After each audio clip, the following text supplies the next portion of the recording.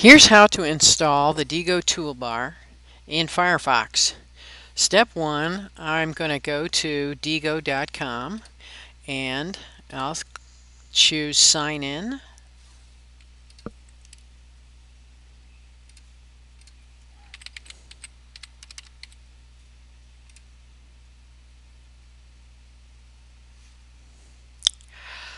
The Diigo toolbar will appear right underneath my regular toolbar. These are the websites that I've bookmarked on this browser. They're not going to be available on other computers. But the Diigo toolbar and the Diigo bookmarks will be available to me from any computer. So that toolbar will make it really easy for me to save bookmarks. So let's get it. I'll click on Help. On the left, I'll choose How to use the toolbar. I have a choice of browsers: Firefox, Internet Explorer, or Flock. I'm going to choose Firefox. I'll click Install Diigo Toolbar. And Firefox is being very cautious and warning me that I'm about to install something. I do want to install this, so I will allow it. It gives me a second chance to get rid of this little operation, but I'm going to say install now because I do trust Diigo and I know it can't hurt my computer. As soon as I restart Firefox, that Diigo toolbar will show up.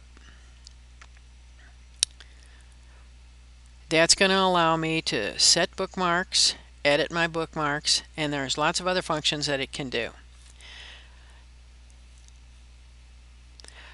Again, it's just letting me know that there is something that's been installed, and I knew that. So now I'm ready to go. I'll use this pull down to go to my library.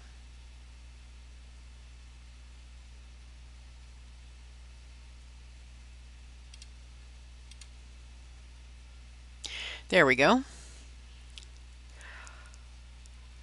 With this, I can also go to my groups. It gives me a list of my groups. I can go to a website and bookmark it. For instance, I'll go to the St. Louis County Library.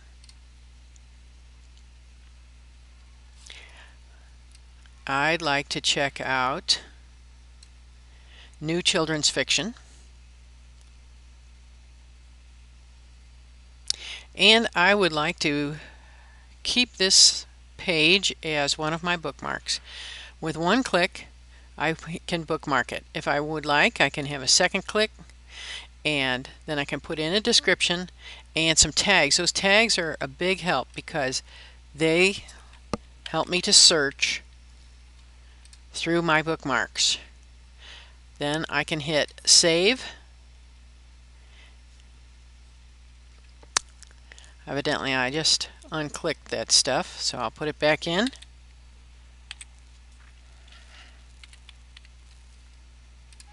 Okay, I'm going to save it. And that's how you use the Diigo